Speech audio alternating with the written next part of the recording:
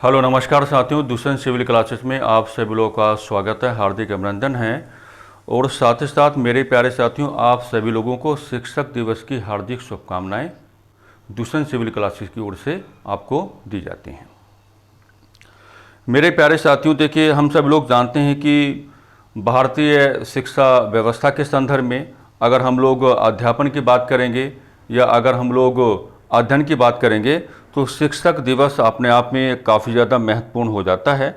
और शिक्षक दिवस का जो सेलिब्रेशन है वो उससे भी ज़्यादा क्या हो जाता है, काफ़ी ज़्यादा महत्वपूर्ण हो जाता है। देखिए, हम आपको चर्चा की शुरुआत में बताते हुए चलेंगे कि आज हम जो आपके बीच में आए हैं तो शिक्षक दिवस को आधार बनाते हुए हमने आपको एक थीम देने का कार्य किया है। हमने अपनी ओर से क्या है, एक थीम आपको देने का कार्य किया है। और ये थीम आप देखिए बोर्ड पर बिल्कुल इसको देख सकते हैं कि शिक्षक दिवस के संदर्भ में कुछ डिस्कशन हम लोग करने वाले हैं या कुछ बातें हम लोग क्या है करने वाले हैं या कुछ चर्चाएं यहाँ पर क्या हम लोग करने वाले हैं। लेकिन मैंने जो यहाँ पर थीम बनाया है तो थीम मैंने आपको ये बना के दिया है कि शिक्षक दिवस का सेलिब्रेशन तो हम लोग कर ही रहे हैं, ठीक है, लेकिन शिक्षक दिवस का सेलिब्रेशन हम जो कर रहे हैं शिक्षा के संदर्भ में या अध्यापन और अध्ययन के संदर्भ में हमने क्या खोया और हमने क्या पाया। तो आज की हमारी चर्चा का जो थीम रहेगा वो यही रहेगा कि यदि आप बात करते हैं अध्यापन की, यदि आप बात किसकी करते हैं, अध्ययन की, तो दोनों ही विषय वस्तुओं को आधार बनाते हुए हम आपको ये समझाने का प्रयास करेंगे कि हमने क्या खोया है और हमने क्या पाया है। ये आज की क्या है, थीम है। चर्चा में आगे बढ़ने से पहले हम आपको ये बताना चाहेंगे कि शिक्षक दिवस जितना अध्यापन के संदर्भ में महत्वपूर्ण है उतना ही अध्ययन के संदर्भ में महत्वपूर्ण है। ये बात आप समझ के चलेंगे। यानी कि शिक्षक दिवस का जो सेलिब्रेशन है वो केवल अध्यापकों के संदर्भ में नहीं है, शिक्षक दिवस का जो सेलिब्रेशन है हमारे अनुसार वो विद्यार्थियों के संदर्भ में भी है।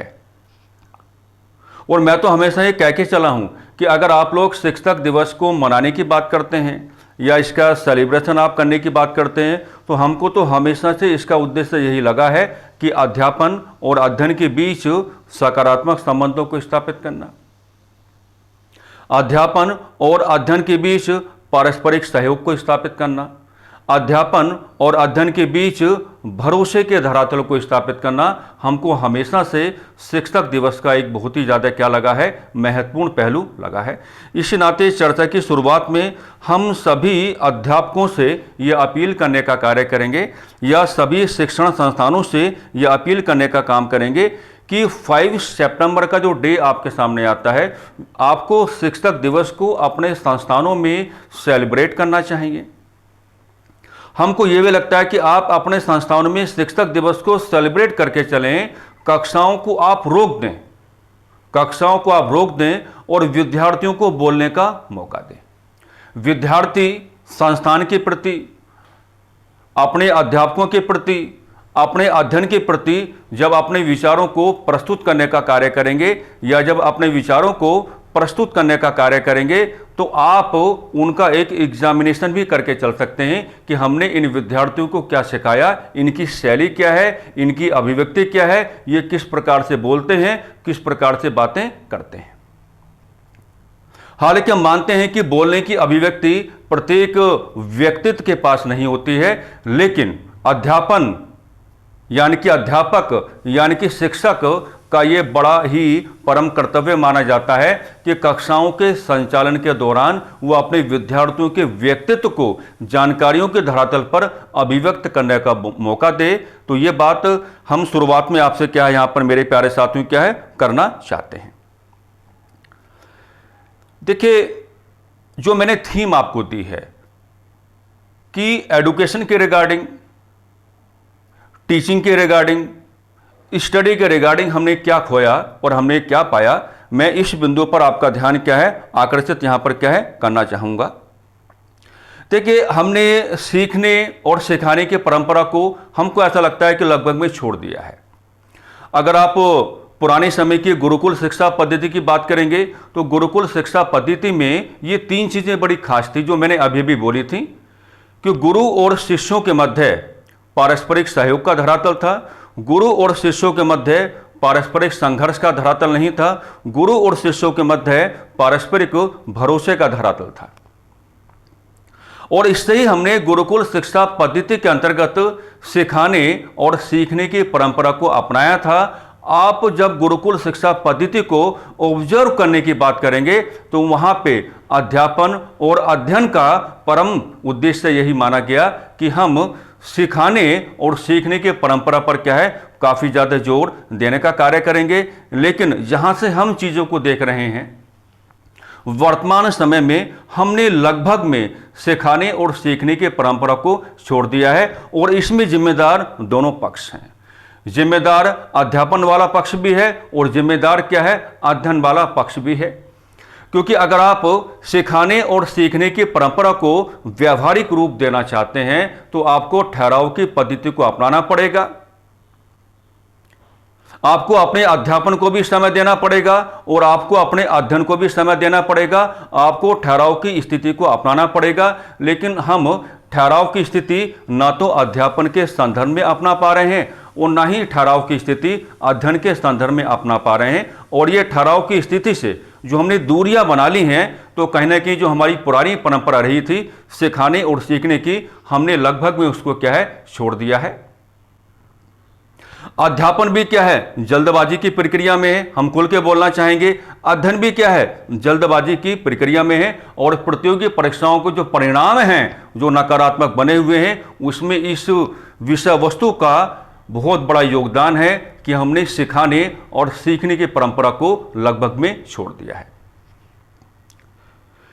मेरे प्यारे साथियों, यदि पुनः हम गुरुकुल शिक्षा पद्धति की इस विशेषता को अपना लें और सिखाने और सीखने की परंपरा को पुनः जीवित करके चलें, तो मैं दावे के साथ कह सकता हूं कि प्रतियोगी परीक्षाओं के रिजल्ट या परिणाम जो नकारात्मक बने हुए हैं वो अपने आप ही क्या हो जाएंगे, सकारात्मक हो जाएंगे। उनको सकारात्मक बनने में बहुत ज़्यादा समय क्या है, नहीं लगेगा। ये बात आपके समझ में आ जानी चाहिए मेरे हिसाब से। हमने क्या खोया और हमने क्या पाया, अगर इस विषय वस्तु को हम क्या है आगे बढ़ाने का कार्य करें। देखिए, मैं फिर आपके सामने गुरुकुल शिक्षा पद्धति का ही रेफरेंस रखना चाहूँगा। हमारी नींव है, हमारी लिगेसी है, हमारी पहचान है, हमारी विरासत है। हम उसको छोड़ नहीं सकते, जबकि हमने उसको क्या है, छोड़ दिया है। तो हमने क्या खोया और हमने क्या पाया। गुरुकुल शिक्षा पद्धति की एक बड़ी मजबूत विशेषता रहती थी कि अध्यापक तथा शिष्यों के मध्य अभिवादन की परंपरा को अपनाया जाता था। यानी कि शिक्षक भी अपने शिष्यों का अभिवादन किया करते थे और जो शिष्य हैं वो भी अपने अध्यापकों का अभिवादन किया करते थे।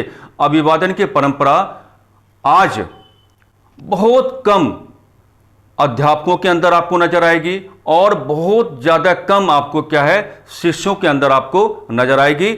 हम जब क्लासेस में जाते हैं तो हम अपनी ओर से ही कहते हैं कि आज की कक्षा में या आज के लाइव इंटरेक्शन में आप सभी लोगों का स्वागत है, हार्दिक अभिनंदन है। हम बहुत लंबे समय से इन बातों को ऑब्जर्व कर रहे हैं कि विद्यार्थी ना तो गुड मॉर्निंग कहते हैं, ना गुड आफ्टरनून कहते हैं, ना ही आपका क्या है, गुड इवनिंग कहने का कार्य करते हैं। किसी प्रकार का कोई अभिवादन नहीं। हालांकि ये अभिवादन शिष्यों की ओर से पहले कुछ समय तक बना हुआ था, लेकिन वो क्लास में ही था, क्लास के बाहर नहीं था। लेकिन अब जिस तरीके से हमने इसको वेरी क्लोजली ऑब्जर्व करने का कार्य किया है, तो लगभग में हम कह सकते हैं कि अध्यापकों तथा शिष्यों के मध्य जो अभिवादन की परंपरा है, जो क्लास के प्रारंभ में ही क्लास का एक सकारात्मक माहौल बना देती है, उस परंपरा को हमने लगभग में खो दिया है। तो मेरे प्यारे साथियों, हम को ऐसे प्रयास करने होंगे कि अध्यापकों तथा शिष्यों के मध्य जो हमारी पुरानी परंपरा है अभिवादन करने की, उस पुरानी परंपरा को हमें क्या है, पुनः जीवित करना होगा, उसे हमें क्या है, पुनः अपनाना होगा। गुरुकुल शिक्षा पद्धति में अध्यापक अपने विद्यार्थियों के प्रति चिंता का भाव रखते थे और जो शिष्य हैं वो भी अपने अध्यापकों के प्रति चिंता का भाव रखते थे। यानी कि अध्यापन वाला जो पक्ष है वो अध्ययन वाले पक्ष के संदर्भ में चिंतित रहता था, और जो अध्ययन वाला पक्ष है वो भी अध्यापन वाले पक्ष के संदर्भ में क्या है, चिंतित रहता था। इसका सकारात्मक परिणाम इस रूप में सामने आता था कि दोनों के मध्य एक मजबूत भरोसे का रिश्ता पैदा होता था। लेकिन आज हम विदाउट एनी हेजिटेशन इस बात को कहना चाहेंगे, दोनों पक्ष ही जिम्मेदार हैं। अध्यापन वाला पक्ष अध्ययन वाले पक्ष के संदर्भ में चिंतित नहीं है, जल्दबाजी बहुत ज्यादा है, मैं खुल के बोलना चाहूंगा। और अध्ययन वाला जो पक्ष है, यानी कि जो विद्यार्थी वाला पक्ष है, यानी कि जो शिष्य वाला पक्ष है, वो भी अध्यापन वाले पक्ष के संदर्भ में चिंतित नहीं है। दोनों को एक दूसरे के प्रति चिंतित होना पड़ेगा, दोनों को एक दूसरे की क्या है, चिंताएं करनी होंगी, तब जाकर के ही वो माहौल बनता है ना, तब जाकर ही क्या है, वो माहौल बनता है। आधुनिक संदर्भ में भारतीय शिक्षा व्यवस्था को नई प्रकार के जीवन दिए जाने के संदर्भ में जितने भी आपने एजुकेशन कमेटीज बनाई थी, जितने भी आपने एजुकेशन कमीशंस बनाए थे, उन सभी में इन मुद्दों को उठाया गया। दोनों पक्षों का एक दूसरे के प्रति चिंतित होना जरूरी है, ये चिंता करनी पड़ेगी। जबकि हमने इसको भी क्या है, खो दिया है, जबकि हमने इसको भी क्या है मेरे प्यारे साथियों, खो दिया है। ठीक है। अच्छा, एक बहुत गहरी बात आज हम आपसे करना चाहेंगे। हम कक्षाओं में देखते हैं कि मान लीजिए हमने बोर्ड पर कोई ड्राफ्टिंग की, तो ठीक है, हमने बोर्ड पर अगर कोई ड्राफ्टिंग की तो विद्यार्थी उसको अपने इंटरेस्ट के अकॉर्डिंग कैलकुलेट करता है, विद्यार्थी उसको अपने इंटरेस्ट के अकॉर्डिंग क्या है, नोट डाउन करने का कार्य करता है। लेकिन हम अगर अपनी ही परंपरा आपको बताना चाहें, हम बोर्ड पर अगर कोई ड्राफ्टिंग करते हैं तो ड्राफ्टिंग के बारे में क्या है, लिखाते हुए चलते हैं। तो अक्सर हमने क्लासेस में देखा है कि जैसे ही हम लिखाने पर आते हैं वैसे ही विद्यार्थी क्या है, बचने का प्रयास करते हैं, अपने चेहरे नीचे की ओर कर लेते हैं, जैसे तैसे वो क्या है, बचने का प्रयास करते हैं। हम आपको ये बताना चाहेंगे कि हमारी चिंता आज शिक्षक दिवस के अवसर पर यह है कि विद्यार्थी अपने ही अध्यापकों के शब्दों को लेने के लिए तैयार क्यों नहीं हैं। जबकि हम आपको यह बताना चाहेंगे, अध्यापन की सबसे बड़ी ताकत क्या होती है, अध्यापक के शब्द। शिक्षक की सबसे बड़ी ताकत क्या होती है, उसके अपने शब्द। और अगर आप उसकी सबसे बड़ी ताकत को ग्रहण करने के लिए तैयार नहीं है, एक्सेप्ट करने के लिए तैयार नहीं है, तो मेरे प्यारे साथियों ये चिंता का विषय है। जबकि पुराने समय में ऐसा नहीं था। पुराने समय में इस बात पर खासा जोर दिया जाता था, या काफी जोर दिया जाता था कि जो अध्यापक गण हैं उनके शब्दों को एक्सेप्ट किया जाए, उनकी बातों को ग्रहण किया जाए। ये बात आपको क्या है मेरे प्यारे साथियों, समझने की आवश्यकता है। परीक्षाओं के परिवर्तित रूप के संदर्भ में आजकल हम देख रहे हैं कि काफी आरोप प्रत्यारोप लगाने की परंपरा अपना ली गई है।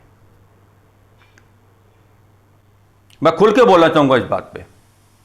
परीक्षाओं के परिवर्तित स्वरूप के संदर्भ में आरोप प्रत्यारोप लगाने की परंपरा को अपना लिया गया है, जबकि हमें इस प्रकार की जो परंपराएं हैं इनसे दूरियां बनाने की आवश्यकता है। मेरी चिंता इस बात को लेकर है कि परीक्षाओं का जो परिवर्तित स्वरूप है उसके संदर्भ में आप अपने आप को नए प्रकार से, नई तकनीक के आधार पर तैयार क्यों नहीं कर पा रहे हैं। भारतीय संविधान का आर्टिकल 16 का खंड 2 साफ साफ कहता है कि जो आपकी कमीशंस हैं, जो आपके कमीशंस हैं, वो कमीशंस किसी भी परीक्षा के आयोजन के संदर्भ में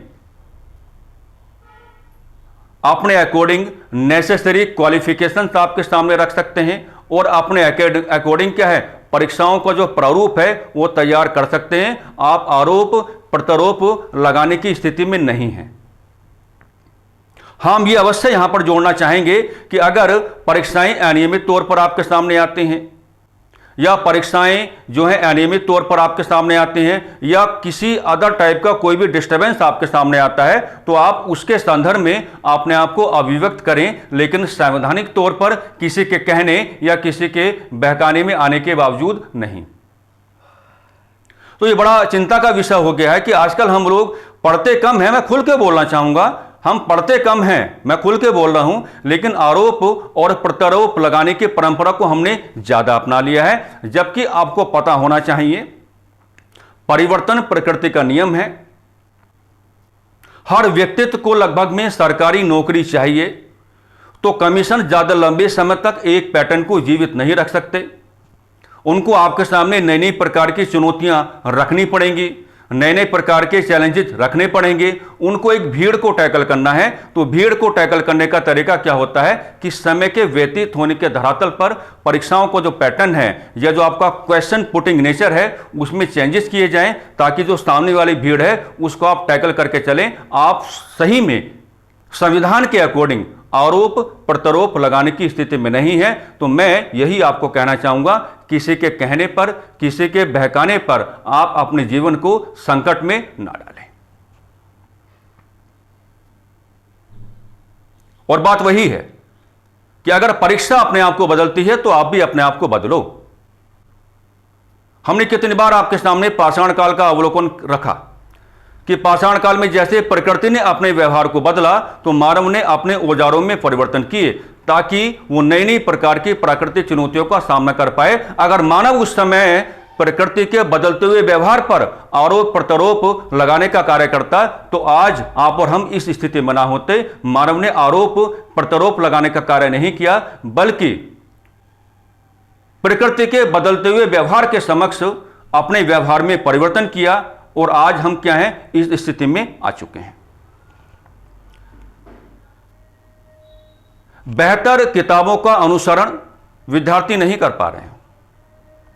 हमने न जाने कितनी क्लासेस में एक से एक अच्छी किताब नोट डाउन करवाया, लेकिन बेहतर किताबों का अनुसरण विद्यार्थी नहीं कर पा रहे हैं। बेहतर किताबों का अनुसरण करने से मेरा अभिप्राय यह है कि एक ऐसी किताब जिसको टेक्स्ट बुक कहा जाता है, जो थ्रोली आपको जानकारी देती है पैराग्राफ्स के माध्यम से। दूरियां बनाई जा रही हैं। ऐसी किताबों के साथ अपना जुड़ाव ज्यादा किया जा रहा है जहां पर तमाम प्रकार की तथ्यात्मक जानकारी भरी हुई है। जबकि आप जानते हैं कि जिस तरीके से आपकी परीक्षाओं ने अपने आप को परिवर्तित किया है, या जो परीक्षाओं का परिवर्तित व्यवहार आपके सामने बना हुआ है, अगर आप उसको टैकल करना चाहते हैं, अगर आप उसको बीट करना चाहते हैं, तो मेरे प्यारे साथियों, आज नहीं तो कल आपको बेहतर से बेहतर किताबों का अनुसरण आपको करके चलना होगा। बेहतर से बेहतर किताबों को क्या है, आपको फॉलो करके चलना होगा। ये जो है मामला, ये मामला आपको समझने की आवश्यकता है। तो जो भी मैं यहां पर चिंताएं व्यक्त कर रहा हूं, ये चिंताएं आपको इस ओर लेकर के जा रही हैं कि हमने खोया ज्यादा है, पाया कम है। हमने खोया ज्यादा है और पाया कम है। हम हमेशा कहते हैं कि चाहे आपको किसी ऐसी परीक्षा का सामना करके चलना पड़े जहां आपको लिख करके आना है, या चाहे आपको किसी ऐसी परीक्षा का सामना करके चलना पड़े जहां वस्तुनिष्ठ प्रकार के प्रश्न आपके सामने आने हैं, लेकिन अगर आप क्लास में पढ़ के गए हैं और जिस भी अध्यापक गण की ओर से आपको जो भी बातें सिखाई गई हैं, जो भी बातें मान लीजिए आपको पढ़ाई गई हैं, तो घर में जाकर के एक बार आप उनको क्या है, लिखने का कार्य करें, लिखने का अभ्यास करें। अरे अगर आप लिखोगे नहीं तो बात बनेगी कैसे? ये तो कंजूसी करने का भाव आ गया, ये तो बच के निकलने का भाव आ गया। मनोविज्ञान का एक बहुत ही सख्त नियम है जो ये कहता है कि अगर आप किसी भी बात को बार बार लिखने का कार्य करोगे तो उस बात को आपको रटने की आवश्यकता नहीं है, बल्कि वो बात हमेशा के लिए क्या है, आपकी हो जाती है। तो मैं आपसे ये अपेक्षा करके चलूंगा कि इस विषय वस्तु को आप खोएं ना, बल्कि अपनाएं। हमको लगता है कि अध्यापन का मामला ये नहीं है कि आपको इतिहास, भूगोल, राजव्यवस्था, अर्थव्यवस्था, उत्तराखंड, हिंदी, रीजनिंग, मैथ ये सब पढ़ा दिया जाए। अध्यापन का एक परम कर्तव्य हमेशा से माना गया है कि आप अपने विद्यार्थियों को राजनीतिक मामलों में जागरूक करके चलें, आप अपने विद्यार्थियों को सामाजिक मामलों में जागरूक करके चलें, क्योंकि अध्यापन का पर्पज तो यही है कि आप विद्यार्थी को परीक्षा के संदर्भ में सफल बनाने का कार्य करेंगे या उसकी मदद करने का कार्य करेंगे या विद्यार्थी का सहयोग करने का कार्य करेंगे। साथ ही साथ आप विद्यार्थी के व्यक्तित्व को इस रूप में भी तैयार करके चलें जब बाहर जाकर के विद्यार्थी समाज के साथ इंटरेक्शन करे या स्टेट के साथ इंटरेक्शन करे, तो समाज के साथ जब वो इंटरेक्शन करने का कार्य करेगा या स्टेट के साथ जब वो इंटरेक्शन करने का कार्य करेगा तो संघर्ष को ना अपनाए बल्कि सहयोग को अपनाए, और सहयोग को तभी अपना पाएगा जब वो सामाजिक मूल्यों के संदर्भ में जागरूक है और राजनीतिक मूल्यों के संदर्भ में क्या है, जागरूक है। तो आज हम सभी अध्यापक गणों से अपील करने का कार्य करेंगे कि आप परीक्षाओं को जो पाठ्यक्रम है उनके अनुसार अपने विद्यार्थियों को जागरूक करने का कार्य करें। अच्छी बात है, आपको करना चाहिए, आप कर भी रहे हैं, लेकिन साथ ही साथ विद्यार्थियों के व्यक्तित्व को राजनीतिक मूल्यों के संदर्भ में जागरूकता देने का कार्य करें, विद्यार्थी के व्यक्तित्व को सामाजिक मूल्यों के संदर्भ में जागरूकता देने का कार्य करें। यह हमारा कर्तव्य है, यह हमारी ड्यूटी है, यह हमें करके चलना पड़ेगा ताकि हम समाज को एक ऐसा व्यक्तित्व देने का कार्य करें, ताकि हम राज्य को एक ऐसा व्यक्तित्व देने का कार्य करें जो समाज या राज्य के साथ संघर्ष की प्रवृत्ति को ना अपनाए बल्कि सहयोग की प्रवृत्ति को अपनाए। यह हमें करना होगा और इसको हमें करके चलना है। अध्यापन के दौरान विद्यार्थियों के व्यक्तित्व को नैतिक मूल्य देना बहुत ज्यादा जरूरी हो जाता है। कई बार ऐसा आपने देखा होगा, मैं अध्यापकों के संदर्भ में ये बात कर रहा हूं, हमने भी कई बार ऐसा देखा है कि विद्यार्थी कई बार टू द पॉइंट हो जाते हैं, मोर प्रैक्टिकल हो जाते हैं। विद्यार्थियों का टू द पॉइंट हो जाना, मोर प्रैक्टिकल हो जाना अच्छी बात नहीं है, क्योंकि अगर विद्यार्थी टू द पॉइंट हो जाएंगे या मोर प्रैक्टिकल हो जाएंगे तो वो समाज के लिए, है ना, संघर्ष की प्रवृत्ति को आने वाले समय में अपना सकते हैं, या राज्य के संदर्भ में क्या है, संघर्ष की प्रवृत्ति को आने वाले समय में क्या है मेरे प्यारे साथियों, अपना सकते हैं। इस नाते बड़ा खास मामला बन जाता है कि आप अध्यापन के दौरान, है ना, बीच बीच में अध्यापन के दौरान आप अपने ही विद्यार्थियों के समक्ष कुछ ऐसे उदाहरण प्रस्तुत कर सकते हैं जिनके माध्यम से आप उनके व्यक्तित्व को नैतिक मूल्यों या नैतिक आदर्शों के संदर्भ में क्या है, जागरूक करके चलें। तो मेरे प्यारे साथियों, इस चर्चा के माध्यम से जो भी चिंताएं मैंने व्यक्त की हैं, ये चिंताएं आपको इस ओर लेकर के जा रही हैं कि हमको लगता है कि हमने बहुत कुछ खो दिया है जिसको पुनः प्राप्त करने की आवश्यकता है। क्योंकि आप एक बात समझ जाओ, अध्यापन और अध्ययन इसका जीवित रहना बहुत ज्यादा जरूरी है। अध्यापन और अध्ययन का जीवित रहना काफी ज्यादा जरूरी है, और इसे जीवित रखेगा कौन, ये सब हमको मिलकर करना होगा। ये तमाम प्रकार की बातें जो अध्यापक गण हैं उनको भी समझने की आवश्यकता है, और ये तमाम प्रकार की बातें जो विद्यार्थी गण हैं उनको भी समझने की आवश्यकता है कि हमें अध्यापन तथा अध्ययन के संबंधों को हमेशा सकारात्मक बना करके रखना है, हमेशा एक ऐसे भविष्य को लेकर के जाना है जो उचित समाज का निर्माण करेगा या उचित राज्य का निर्माण करेगा या उचित राजनीतिक मूल्यों का निर्माण करेगा। तो मेरे प्यारे साथियों, इस चर्चा के माध्यम से कुछ चिंताएं हम आपके सामने व्यक्त करना चाहते थे, और शिक्षक दिवस के संदर्भ में जो थीम हमने बनाया था कि क्या खोया क्या पाया, हम उसके संदर्भ में क्या है ये चर्चाएं आपके सामने कर रहे थे। हम चाहेंगे कि आप इस चर्चा के साथ अपना जुड़ाव करके चलें और जो कुछ हमने खोया है उसको पुनः प्राप्त करने का कार्य करें, उसको पुनः प्राप्त करने का कार्य करें। तो मेरे प्यारे साथियों, इन्हीं सकारात्मक शब्दावलियों और अपेक्षाओं के आलोक में हम आज की इस चर्चा को थोड़ा विराम देना चाहेंगे। नमस्कार, धन्यवाद।